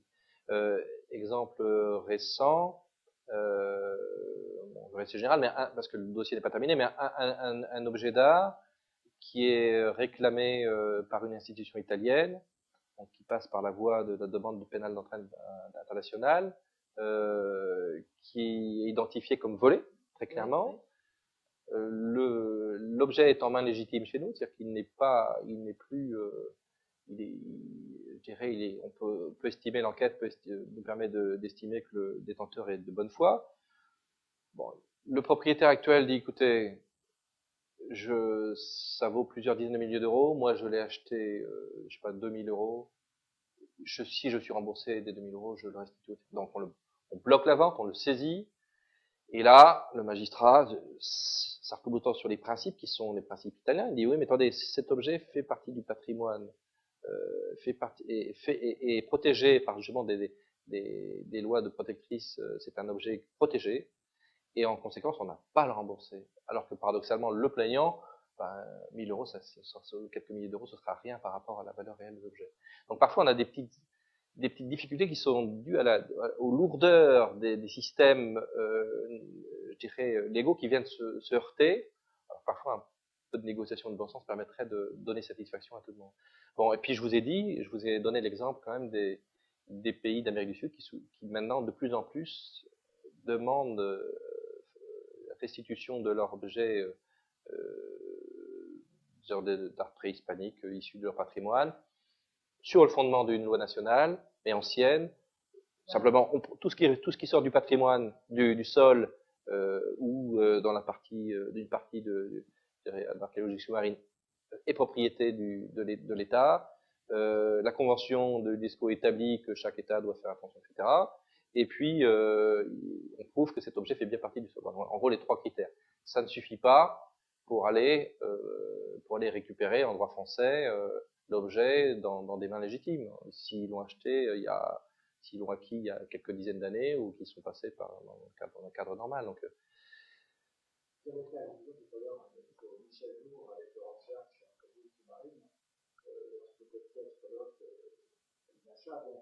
en fait, le Rhône, il y a eu des recherches, on a trouvé récemment la tête de César, donc il y a un musée départemental maintenant à Arles, qui a été constitué par cette fouille. Et en fait, ils ont été concurrencés par des gens qui voulaient voler dans le Rhône. Donc ça, c'est près de nous, c'est pas à l'autre bout du monde. Et M. Michalou a parlé assez haut et fort de Louis Escolotte, parce qu'en fait, le grand public ne s'intéresse pas trop à ces fouilles. On regarde, on va à la des bateaux en Sophie, mais oui, vous avez vu cette belle mission. le vol n'est pas vraiment démontré. Oui. Et puis bon, la difficulté en plus, c'est que vous avez un côté sympathique, le découvreur. Écoutez, ça fait c'est trésor, donc ce sont des gens, ce sont des aventuriers, et ils bénéficient, même si ce sont des sociétés bien organisées, qui vont parfois récupérer des objets dans les eaux territoriales, ils bénéficient a priori de la sympathie je dirais des personnes qui s'intéressent de loin à ce dossier. Alors, il faut savoir qu'en France, il y a une loi qui protège oui, d'une part, mais qui protège surtout le patrimoine sous-marin, et que sous certaines conditions, ce patrimoine est inagnable, imprescriptible. Ça veut dire que il peut y avoir, je ne veux pas parler de dossiers en cours, mais il peut y avoir des dossiers, et d'ailleurs on travaille avec le responsable de la direction des recherches archéologiques sous-marines de Drasme de Marseille, et les douaniers du service national des douanes judiciaires, sur ce genre de dossier, où on va travailler pour récupérer des objets d'archéologie sous-marine, parce qu'ils appartiennent au patrimoine national. Voilà. Même s'ils ont été découverts, et ils sont passés par des professionnels marchands qui font des grands bénéfices sur certains objets. C'est pas l'occasion pour vous de faire publicité de vos présences avec le travail de fait de M. Michel Gour du grand public, par exemple, à Arles, faire un débat, parce qu'on expose des choses retrouvées, la fête de César. Moi, je vous propose d'inviter parce que c'est quand même lui sachant, Monsieur Michel Lourd de la DRAS. En plus, si c'est quelqu'un de passionné, je pense qu'il fera passer aux membres de votre association. Mais insister, c'est quelqu'un qui est très, très intéressé. Je pense qu'il fera passer le message. Et effectivement, c'est peut-être un domaine pareil qui n'a pas été suivi d'aussi près que d'autres volets du trafic de biens culturels. La difficulté en termes d'archéologie, sans parler d'archéologie sous-marine, c'est qu'il est très difficile de cibler et de dater le lieu du vol, de prouver que le vol correspond à gérer une fouille illicite. Puis il est aussi très difficile de surveiller la totalité des sites. Donc la problématique, c'est ça, hein, c'est que les circonstances propices au vol sont réunies. Voilà. Mais on arrive quand même, on a eu un récemment, à avoir des dossiers où, s'appuyant sur des experts qui vont nous expliquer, parce que là, il faut vraiment être expert en la matière, que tel objet ne peut faire partie que de telle région et telle fouille, et puis que l'ensemble de la collection correspond à et les circonstances du dossier, on va dire, prouvent que la personne à récupérer des objets archéologiques en allant piller des fouilles archéologiques.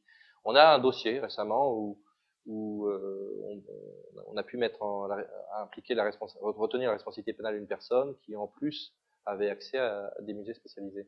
Mais ce sont des dossiers difficiles parce qu'il faut tout simplement décrire les objets. On en revient aux fondamentaux. Et si vous voulez, pour celui qui n'est pas expert, entre deux objets, il faut vraiment bien connaître pour faire la différence. Moi, j'en suis incapable, je peux vous dire. Puis je vous demandais, pour des chercheurs qui aimeraient se pencher sur ce sujet, en fait, les bases de données, ils ont accès à celles d'Interpol, comme tout à chacun, celle du FBI, oui, qui est bien parce que, en effet, quand il y a un problème, comment dire, moi je travaille pas mal avec celle du FBI, quand il y a des recherches, c'est très très rapide, c'est mis en ligne très rapidement. Et autrement, comment est-ce qu'il fait? Je vous ai dit que les autorisations au musée, comment est-ce qu'il fait? Alors bon, je peux pas me substituer au correspondant du ministère de la Culture. Moi, je pense que vous avez des points d'entrée qui vous permettent d'avoir accès aux collections. Le ministère de la Culture met quand même un gros travail de d'informatisation de ces bases de données, qui pour certaines sont directement accessibles, hein, les bases Palissy, enfin il y a toutes sortes de bases qui sont très facilement accessibles. Alors s'agissant du fichier de police, entre guillemets, le fichier de Tréma, bon, nous, lorsqu'il s'agit d'universitaires, on est relativement ouvert. On a même, pour certains journalistes qui voulaient faire publicité des plus beaux objets qui étaient recherchés, on les a accueillis au service. Et je pense au très beau livre qui avait été, je pense à la publicité, j'ai pas d'action, mais qui avait été rédigé par un journaliste du Monde, M. Herzberg, sur le musée imaginaire. C'est-à-dire qu'on leur a offert, lors de l'instant qu'ils nous ont contactés, on leur a offert la possibilité d'aller se renseigner, de leur donner des renseignements autres que ceux qui existent sur Internet pour qu'ils puissent...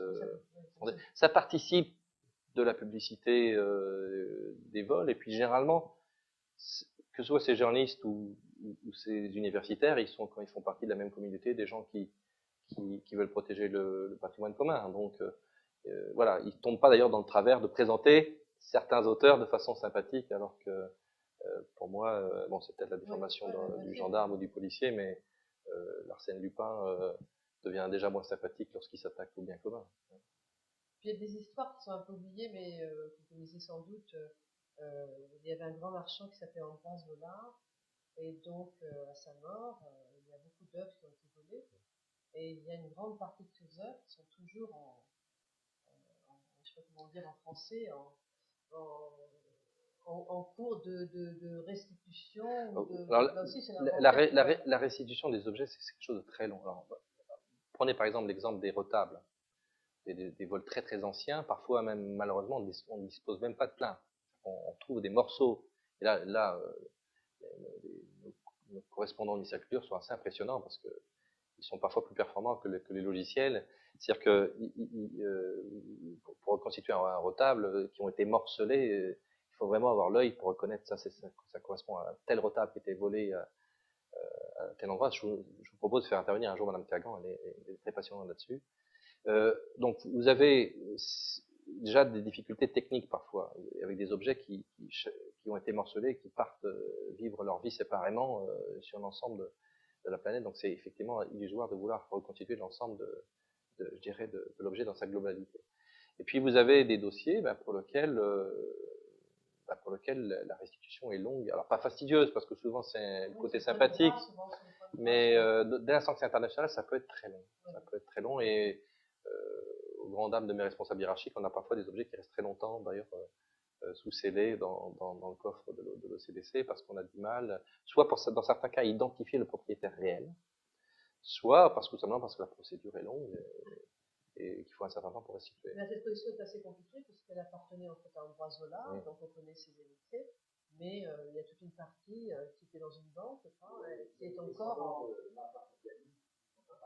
Oui, mais enfin, c'est pour montrer, même si c'est sur le territoire, même si on connaît celui qui était l'ancien propriétaire, néanmoins, il peut y avoir des cas extrêmement difficiles pour pouvoir restituer au propriétaire. Oui, chaque dossier a ses caractéristiques. Tout à fait. Alors, est-ce qu'un de nos amis a des questions à poser? Alors, M. Davlant, qui va peut-être là. Alors, je voulais juste, pour en revenir au début, là, vous nous avez dit que les 3/4, je crois, des œuvres volées, en nombre, je pense, peut-être pas en valeur, mais étaient du ressort des circonscriptions de sécurité publique confiées à la gendarmerie. Oui, tout à fait. Donc, ça veut dire en zone rurale. Oui. Ou périurbaine. Oui. Ça veut dire que les 3/4 des œuvres volées sont faites dans des châteaux, des résidences de campagne. De moins en moins, mais... Alors, est-ce que ça veut dire aussi qu'elles sont moins en sécurité là que dans les appartements de grandes villes ou à Paris? Non, ça veut dire que le patrimoine n'est pas concentré, alors que peut-être le marché l'est, mais le patrimoine n'est pas concentré sur les grandes communautés urbaines. Tout simplement. Donc, vous avez aussi des vols qui ont lieu, je dirais, en plein Paris ou dans la petite couronne, ça arrive. La difficulté souvent, c'est l'isolement. C'est que si vous avez, alors c'est très concret, si vous avez une demeure qui n'est pas régulièrement habitée, elle est plus vulnérable. Le territoire fait que les services d'ordre ne peuvent pas être en permanence, je dirais, leur circuit est aussi lié aux contraintes actuelles d'intervention, donc en fonction des phénomènes, etc.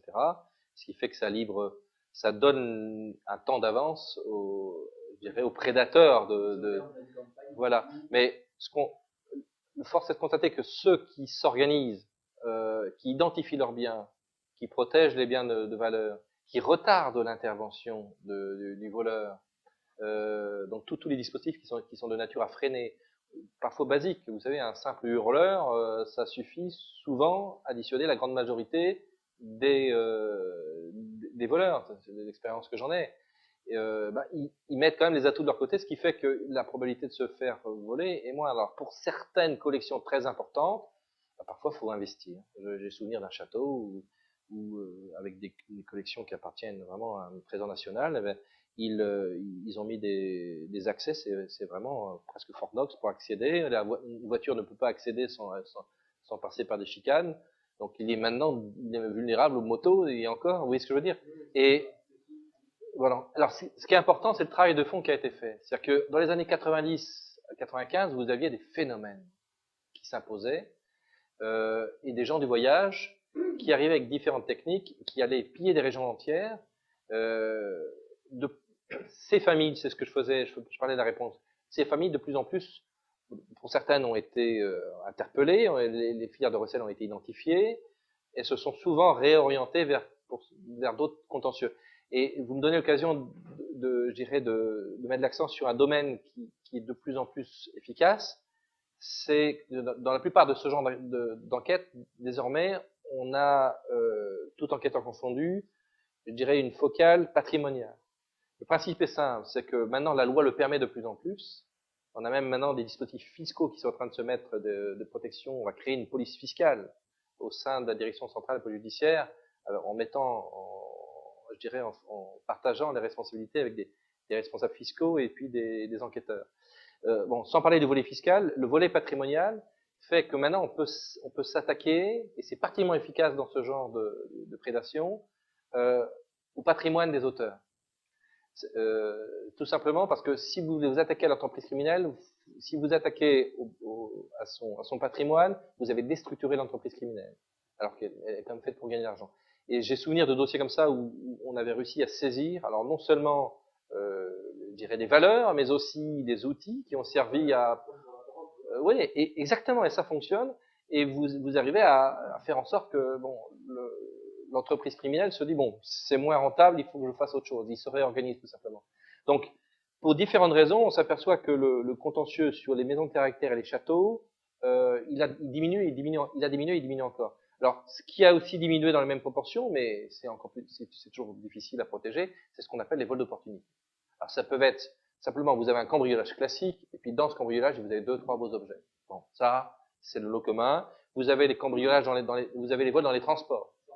Voilà. Et vous avez, sur ce genre d'objet, je dirais, une possibilité d'écoulement qui est toute simple, dont on n'a pas encore parlé, qui est l'Internet. Donc là, vous avez pour des objets comme ça de valeur moyenne, vous avez des possibilités avec le flux qui est encore plus important, je dirais, des objets proposés à l'avance, ce qui fait que c'est quasiment impossible à surveiller. Les services policiers se sont concentrés, voilà, pour la surveillance d'Internet, sur les infractions aux personnes principales, incitation à la haine raciale, lutte contre la pédophilie, etc. On n'a pas un dispositif aussi efficace pour les biens culturels. Alors, ce qu'on fait avec les services de vente en ligne, c'est on travaille sur la prévention. On l'a fait il y a un certain temps pour les contrefaçons et les archives. Depuis quelques semaines, on a mis en ligne, je dirais, la législation simplifiée et puis des messages de précaution sur eBay, par exemple.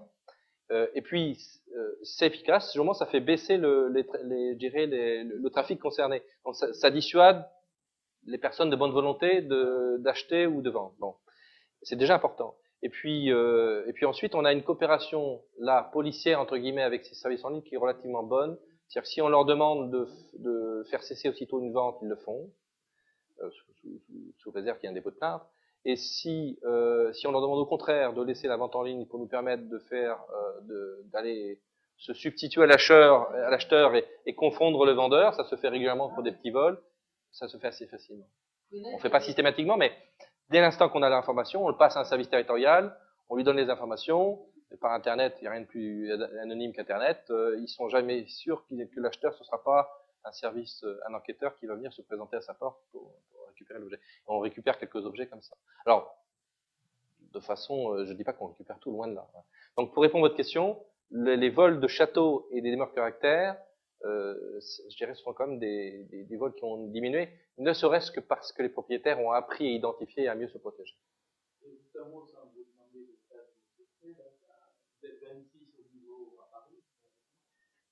70, 75. En tout, une soixantaine. Concrètement, comment ça se passe? Si on vole à un tableau ou à Romorantin, vous avez des correspondants? Oui, et puis alors, soit, alors, tout à fait. L'office travaille de différentes façons. Soit, si le dossier est d'importance, on se saisit du dossier. Bon, ça arrive pour certains dossiers. Soit on travaille en co-saisine avec un service régional de police judiciaire ou une section de recherche de gendarmerie. Alors c'est déjà l'assurance pour le contentieux, ce qui n'est pas le cas pour tout, d'avoir quand même des enquêteurs spécialisés. Donc ils ont le temps, un savoir-faire particulier, une technicité qui fait que les probabilités de résoudre le dossier sont quand même déjà meilleures.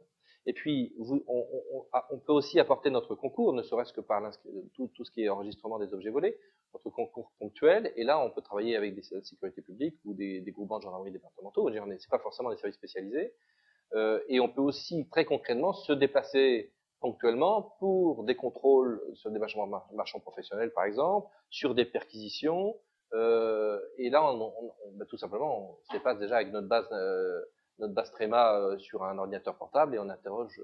Il y a un petit concours technique qui peut se faire. Vous avez, évidemment, pour suppléer, je dirais, pour pallier le faible effectif dédié, on est obligé de partager. Donc là, on travaille avec des enquêteurs généralistes qui vont se saisir pour une fois d'un dossier de cette nature, auquel on va apporter notre savoir-faire.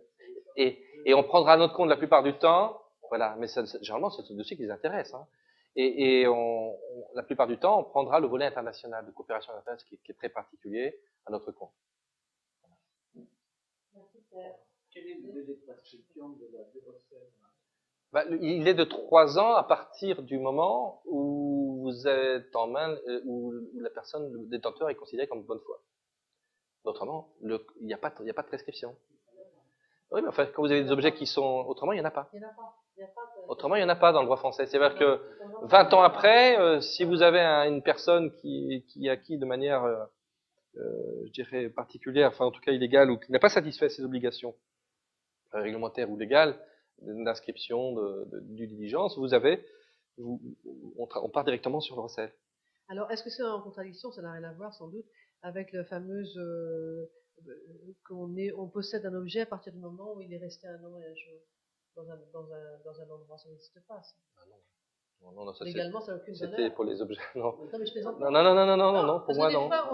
C'est la première fois que, je vais vous dire, c'est la première fois qu'on me pose la question. Non, oui, il y a des juridictions qui se penchent, des fois. Non. Mais ceci étant dit, vous n'avez pas tort, parce qu'il nous est arrivé dans un dossier où la personne nous dit, qu'est-ce que vous avez fait de ce dossier? C'était pas un dossier de valeur. La personne nous dit, écoutez, j'ai gardé ce objet tel qu'il était, j'y ai pas touché, puis je me suis dit, dans un an, je verrai. Donc, effectivement, non. C'est ça, c'est pour, il me semble bien, mais alors là, je suis pas expert. Oui, non, mais, voilà, c'est les objets qui sont découverts. Non, c'est autre chose, ça. Non, pas forcément sur la voie publique. Non. Un objet, oui. Oui. Pour la partie, oui. Bon, Oui. s'agissant des objets d'art, je vous déconseille mais d'appliquer ce mais critère. Vous verrez arriver des enquêteurs qui vous expliqueront non. Non, mais certaines personnes de bonne foi peuvent s'imaginer que ça s'applique. Non, le vol est prescrit au-delà de 3 ans. Non, parce que s'il y a des dépôt d'une œuvre, donc ça peut être considéré ensuite comme un vol, alors que c'est un dépôt. De toute façon, dans ce cas-là, il y a un bon dépôt, donc c'est pas un problème. Pour répondre aux questions, c'est non. Voilà. Bon, je vous remercie beaucoup. Donc, est-ce qu'il y aurait d'autres questions à poser? Voilà. Alors, Robert Doré, qui est donc le spécialiste du peintre symbolique par l'emploi. Et tu vas poser des choses sur le symbolisme, j'espère? Non. Donc, vous avez parlé au début des problèmes d'identification des œuvres par les commissaires-priseurs ou les sociétés de vente volontaire. Mais pour eux, pour identifier des œuvres qui font partie du patrimoine, il faut qu'ils aient accès à vos fichiers. Donc, ils viennent. S'ils ont un doute, il faut qu'ils viennent. Ils nous appellent. Ah non, mais ils nous appellent et on fait le travail pour eux. On fait le travail pour eux, alors que ce soit par écrit ou oralement, même on est très souple. Si on est prévenu, on fait le travail immédiatement de vérification. Et on remercie le professionnel de nous avoir appelés. Même, on est très, très heureux de travailler à leur profit en la matière. Mais comme dit Robert, s'ils ont un doute, mais on leur explique que pour les plus belles pièces, déjà, qu'ils nous adressent leur catalogue, on fera le travail. Puis deuxièmement, lorsqu'il s'agit de ventes particulières avec des objets, s'ils ont, je dirais, s'ils poussent le professionnalisme jusqu'à vérifier ce qui est prévu, l'origine de leur bien, ben, s'ils ont un doute selon les circonstances selon le bien lui-même, un bien d'église de grande valeur, si vous voulez, je vous donnais l'exemple, c'était caractéristique, la plus belle pièce d'une vente, qui s'avère être je dirais un morceau de statue d'un retable d'une église napolitaine. Bon, le conservateur du Louvre qui s'est intéressé au dossier, il n'a pas fallu beaucoup de temps pour vérifier que l'objet était d'origine frauduleuse. Et il l'a vérifié, parce qu'avant de l'acquérir, il a engagé la responsabilité de l'État. Donc, le particulier peut faire la même chose, mais c'est d'abord à la charge du professionnel. Alors, ne noircissons pas le dossier, parce que, premièrement, le fait que ce soit une profession encadrée, on a quand même affaire à des gens qui sont formés en matière de l'art, qui ont une formation juridique, qui ont, maintenant, je dirais, qui suivent, je dirais, une formation de plus en plus difficile pour accéder à, je dirais, au métier de commissaire-priseur, qui fait que je pense que dans le système français, normalement, on a déjà affaire à des gens, dans la grande majorité, de bonne composition et qui disposent de tous les moyens pour exercer leur métier efficacement. Après, il faut vraiment, je demande un peu plus de bon sens et parfois de souplesse pour se dire, là, faisons les vérifications, oui, ça en vaut la peine. Parce que c'est le problème aussi du temps. Est-ce que vous imaginez après quand nous intervenons, lorsque nous intervenons, ça porte préjudice. De toute façon, même si la personne est de bonne foi, ça lui porte préjudice pour sa réputation. C'est la même chose pour le marchand. On va venir parfois, pendant une vente, si la chronologie de l'enquête on va venir interrompre une vente. Je ne pense pas que ce soit ce que souhaite le professionnel. Et puis après, on va le mettre en difficulté par rapport à des acheteurs qui sont parfois des clients habituels et qui vont dire, attendez, qui vont se retourner une fois qu'on sera parti. Non, mais qu'est-ce que vous m'avez vendu, monsieur le commissaire-priseur? Donc, c'est important, c'est dans l'intérêt commun que l'ensemble du marché se responsabilise et travaille. On n'a vraiment pas, je suis sincère, ce sont vraiment des partenaires, voilà.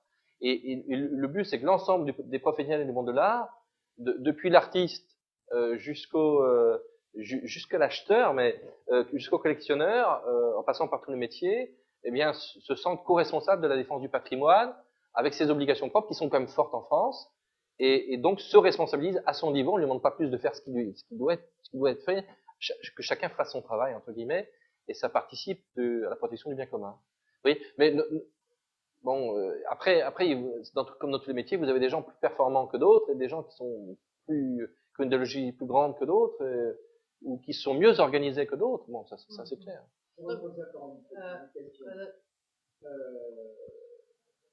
Alors, rien à voir. Je voulais vous poser une question. On a souvent dit que le vol des œuvres d'art représentait le troisième marché après la drogue et les armes. Donc c'est le troisième marché en valeur marchande sur le plan mondial. Et qu'est-ce que vous souhaiteriez, vous attendez quoi de l'État pour vous donner plus de moyens? Est-ce que vous attendez à vous donner une dimension à la hauteur du problème? Moi, je pense que, enfin bon, je pense que je dirais l'État a déjà fait des efforts pour faire évoluer sa législation nationale. On peut toujours évoluer, mais il y a déjà eu des grands efforts de fait. Là, à mon avis, la marge de progression la plus importante, c'est dans l'harmonisation des législations au niveau international. Et c'est le plus difficile à mettre en œuvre. Bon, ça c'est le premier point. Alors après, l'enquêteur que je suis, évidemment, on pourrait toujours faire plus si on a plus d'effectifs. Bon, là, c'est les citoyens qui parlent. Il y a les finances de l'État que vous connaissez.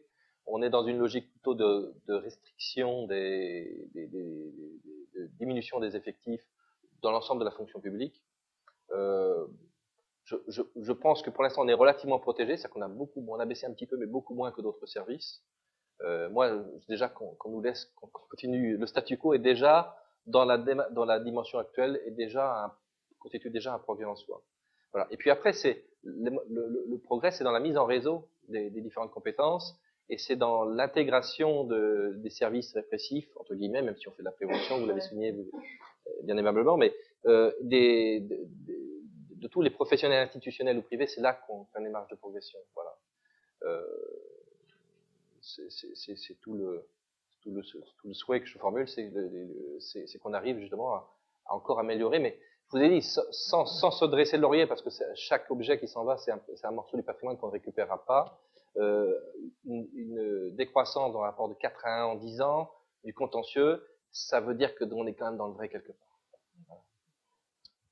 Bon, alors, c'était donc le colonel Stéphane Gaucher, Merci de votre que invitation. nous remercions parce qu'il nous a appris des choses très intéressantes sur le vol des œuvres d'art. Et comme d'habitude, on a pu observer que les choses ne sont pas aussi simples que cela et qu'on pourrait encore rester de nombreuses heures pour approfondir le sujet.